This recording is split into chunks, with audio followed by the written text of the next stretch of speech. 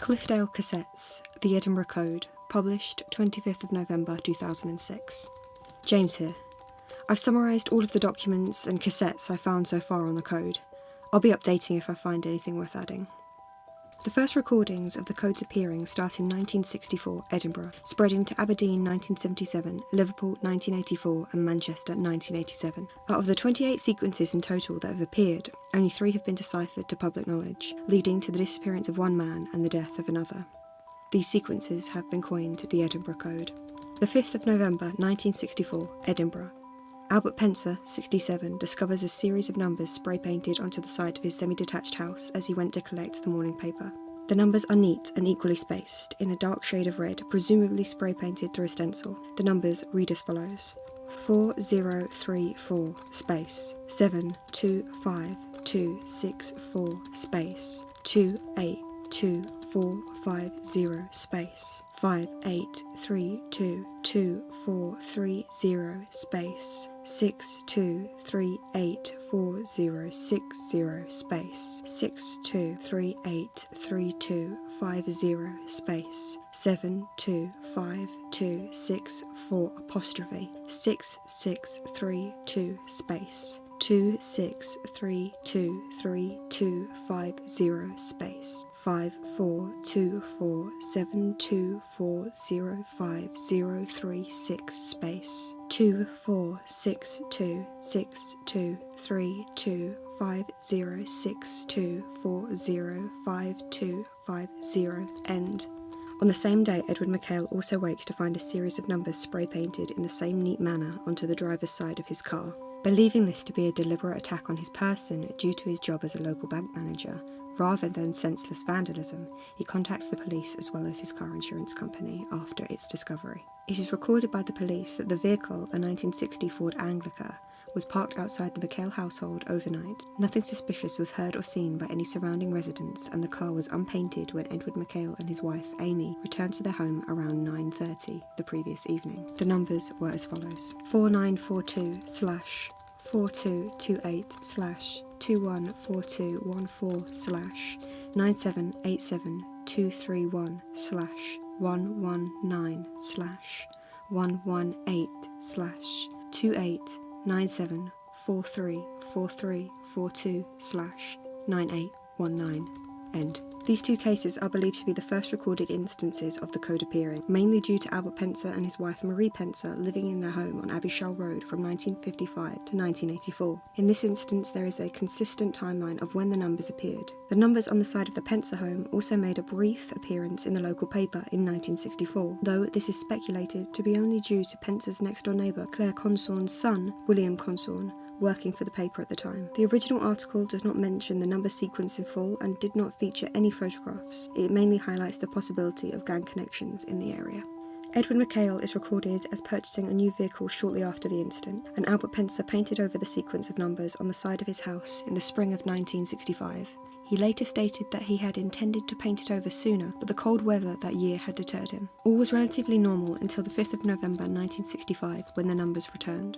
The same sequence of numbers are spray-painted in the exact same position on the side of the Pencer house. A set of numbers also appear outside of Edward McHale's house. However, due to the McHales moving away in the early part of 1965, there is no longer a car parked in front of the house. The new residents, Mr. and Mrs. Parker and their 3 young children, discover the numbers spray-painted onto the road and presume they have something to do with the council planning roadworks. It is also in 1965 when another set of numbers are recorded appearing on the wall of the men's bathroom in the Fox and Hound pub in Leagate, approximately 9 miles from the Pencer home and 4.5 from the Parker's new house. The numbers were as follows: 436-3-3-113-141-313-141-383-417 end.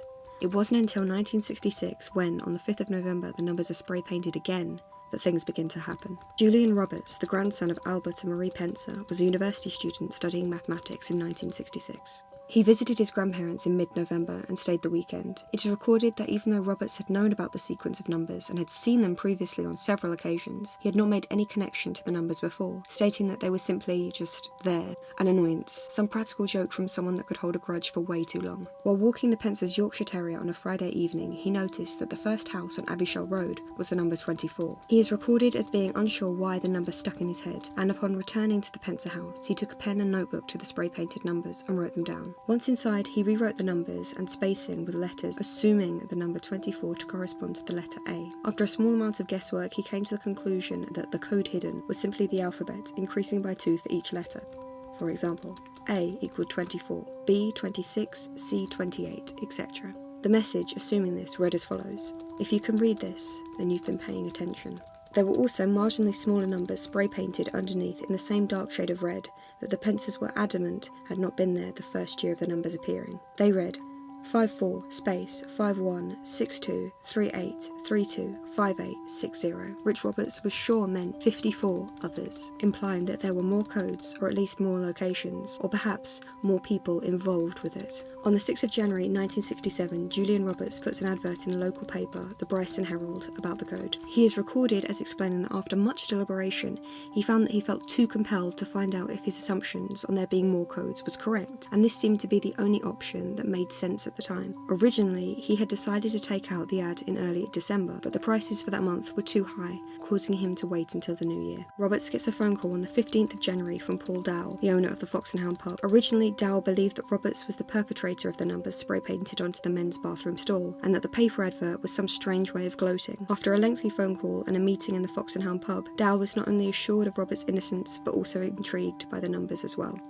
On the 31st of January 1967, the Fox and Hound pub plays host to the first meeting of the Codebreakers. Roberts heads the group, which includes his best friend and classmate, Jack Bennett, 8 other fellow students, Joseph Brown, Peter Dennis, Charles Hall, Luke Adams, James Green, Stephen Wilson, Stefan Tal, and Michael Tomlinson. The group also includes Paul Dowell, the owner of the Fox and Hound pub, as well as John Hanable, the assistant manager, and David Lean, the 18-year-old barman. The group meets once a week in one of the pub's smaller function rooms to discuss the code and any breakthroughs any of the members have had on the one spray-painted in the pub's bathroom, as well as to socialise. It is noted at this point that the code is seen as some elaborate game amongst the group, something fun and relatively light-hearted. It is on the 6th of February that Julian Roberts receives an unusual telephone call. The following is a direct extract of Roberts' writing on the event. "I answered the call and said, 'Hello?' There was a pause and I spoke again, 'Hello?' I waited and almost hung up. I'm not sure why I didn't. There was this quiet sound in the background, a crackle like static electricity almost. Julian Roberts. The voice was unlike anything I've heard, quiet, dispassionate, and even in tone completely. When they spoke, the static rose. It made it harder to hear them. Not impossible, just time-consuming. A few extra seconds for your brain to catch up with what your ears had heard. Yes? It's off the craze. I have thought on this many times. I know that even though I felt a deep-rooted sense of quiet unease, I pushed it to the side, sure that this was simply someone getting around to answering my advertisement who happened to be on a bad line. But the more I dwell on it, the more I am uncertain that if they said the code or our code. Yes I have. What was the answer? Look, What was the answer? The tone of the voice, still so calm and even, emotionless. I just blurted out, "If you can read this, then you've been paying attention." There was another pause. It can't have been longer than a few seconds, but it felt unreasonably long. Maybe that's just my memory. The static seemed to increase in a painful volume. I had to hold the receiver away from my ear and then the dial tone.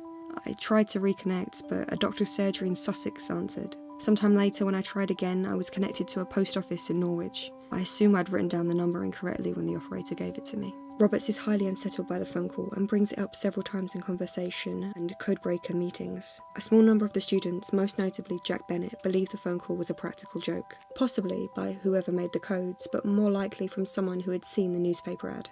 A third option is also raised by Bennett, that perhaps Roberts made the call up to create more interest in the codes as the meetings begin to have a less consistent turnout. This causes quite a bit of tension between Roberts and Bennett, where it is reported that Bennett misses 3 months of meetings. However, the two men's friendship seems to repair, and in the following months, only Julian Roberts, Paul Dowell, David Lean, Jack Bennett, Joseph Brown, Stefan Tal, and James Green consistently attend every meeting without fail and keep regular contact about the code. On the 5th of November 1968, Roberts is extremely disappointed to find mind that nothing has been painted onto the Pencer house, and even though the numbers have reappeared in the Fox and Hound pub bathroom, Roberts reportedly stays in his bedroom for 2 days, barely leaving to eat, drink or use the bathroom. Paul Dow, owner of the Fox and Hound, is also extremely perplexed at how anyone managed to get into the pub overnight, repaint the numbers and leave. He had invested in extra locks since the previous year, and nothing seems to be tampered with or broken at all. Even a small piece of masking tape he placed on the bottom joint of the bathroom stall door is immaculate, and showed no sign of being bent as it should have done if someone had opened the door overnight. It is only on the 7th of November when the barman David Lean calls Roberts to excitedly tell him that, in fact, 6 numbers have been added to the code in the bathroom, that Roberts washes, dresses and leaves the house. From Roberts' own writing, as he looks back at the time, he states that it was obvious that he had become obsessed with the code and was suffering ill mental health. Those around him were often caring and as understanding as they could be on his darker days. When he was with his parents, his mother often explained that his ill state was extreme headaches, which, in his writing, Roberts often jokes as being true. I certainly did, in fact, house an ache in my mind that simply wouldn't leave. Lean excitedly meets him outside of the pub. After viewing the added code, Robert calls a short notice meeting to examine the new numbers. Before the 7 p.m. meeting, Roberts and Lean talk. Roberts wrote that in the younger man he saw a mirror image of himself, but whereas he seemed to be growing in frustration with the code, Lean only had excitement. They discuss putting another advertisement in the paper, however this never comes to fruition via the young men, as Roberts is called later on that day by William Consorn, son of his grandparents the Pencers' next door neighbour, Claire Consorn. William Consorn has risen in the ranks of the Bryson Herald and is calling Roberts about a story involving numbers that have repeatedly appeared outside Mr. and Mrs. Parker's house. Consorn did a little digging, keeping in mind the numbers spray painted onto his mother's neighbour's house, and found that they both seem to have started in the exact same year, 1964, when Edward McHale was living there. He had also located a series of 16 numbers painted in red appearing on the barks of 6 different trees in Shawland Park.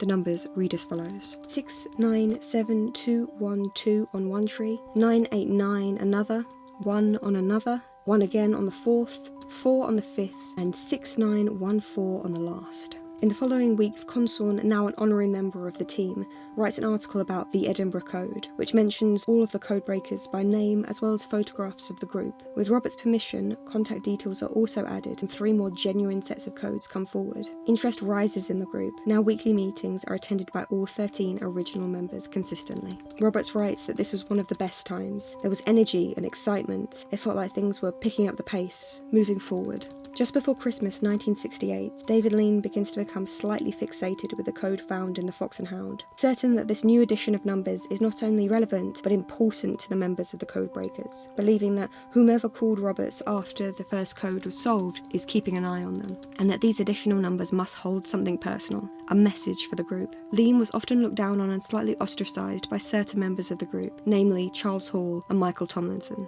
as he lacked the formal education that the 9 university students held. However, both Roberts and second-in-command Bennett had great affection for Lean, often saying that he was like a brother. Pub owner Paul Dow also spoke of his relationship with Lean as being like father and son. In February 1969, true cracks begin to form within the group. The major arguments seem to stem from the main focus Roberts was given in Consorn's article, and that Professor Saul, head of mathematics at Edinburgh University, had taken interest in the code. The professor had approached Roberts in January of the same year, not only interested in the code, but in Roberts' journal about it. With Saul's connection, 4 essays are published by Roberts about the code, 1 in January 1969, 2 in February. Bennett believes that Roberts is using the team's work under the guise of his own, which Roberts refutes. Heated arguments ensue. However, it is now believed, looking back, that these arguments were set aflame mainly by Charles Hall after an interaction on the 19th of January meeting. The following is an extract from Roberts' journal of the same date. We have made some small progress on the Shawland Park numbers. Jack is looking into the types of trees the numbers were painted on.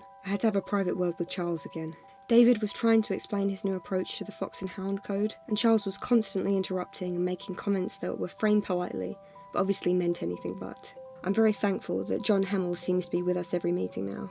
His wit is so sharp and quick that he usually has some retort aimed at Charles before Charles has even finished talking, and before I can even get my thoughts together. John's friendship to David is commendable. I thanked him today in his spare moment. He gave me that small smile he wears from time to time, and told me it wasn't just to defend David, but to stop Paul from defending David with his fists. Paul has never struck me as a volatile man, but he could certainly crush Charles with his little finger. On the 3rd of March 1969, Roberts' 4th essay is published, and it is the last day of David Lean's life. He calls Roberts at 9:45 a.m, excitedly explaining that he has worked out the Fox and Hound code, explaining that the answer came to me in a dream. He politely refuses Roberts' request of telling him the answer right then and there, but promises to explain all at the codebreakers' meeting that evening. It is apparent that Lean also talked to Dow, Hanable, Bennett and Tal before the meeting, all of which he was on good terms with and considered friends. At the meeting, Roberts quickly gives Lean the floor. The young man is obviously excited and a little nervous as he takes out his battered folder, filled with notes on the code that he has kept since the group formed,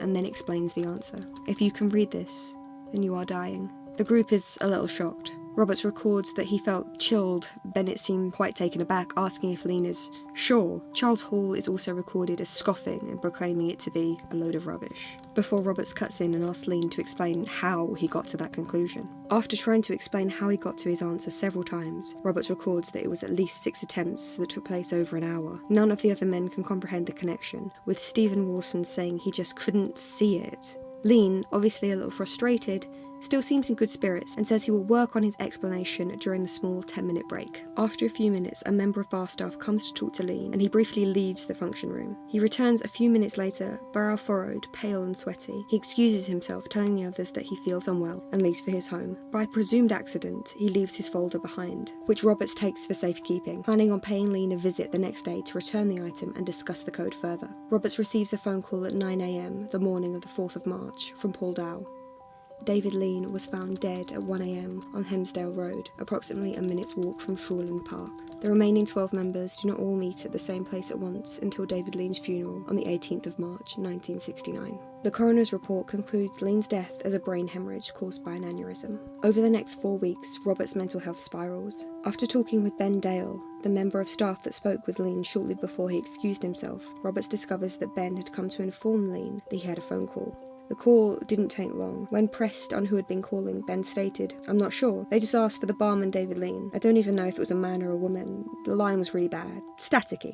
I just know it wasn't his mum or sister. They always call him Dave." Roberts is certain that the individual that called Lean is the same person he received a phone call from in 1967. Roberts also voices his concern that Lean's death was not a natural one. A small dark purple bruise around the size of a thumbnail was recorded in the coronary report just behind Lean's right ear, and while several consulted doctors confirmed that not enough pressure could have been applied to cause the small bruise and an aneurysm without other visible evidence, Roberts continues to voice his suspicions when questioned until 1981, and has refused to talk about Lean's death since. A week after Lean's funeral, an article was published in the Bryson Herald newspaper about the code and Lean's death. Bennett has a heated phone call with William Consorn about the article that he calls a hatchet job. For a brief time, there is discussion of suing the Bryson Herald for libel. This never comes to fruition, and the code breakers break ties with Consorn. Roberts calls the number he had written down following his strange phone call in 1967. He calls it every day for 12 days. Each time the call is unable to connect until the 13th day. Roberts seems only to talk about this incident once during his stay at St Mangus Hospital during late 1969. His notes state that he said on the 13th day, when he dialed, the call connected. This time the connection was even worse than before, static almost completely destroying the words spoken on the other end of the line. Roberts was sure he could make out the following words. Unavoidable. Genetics. Apologies.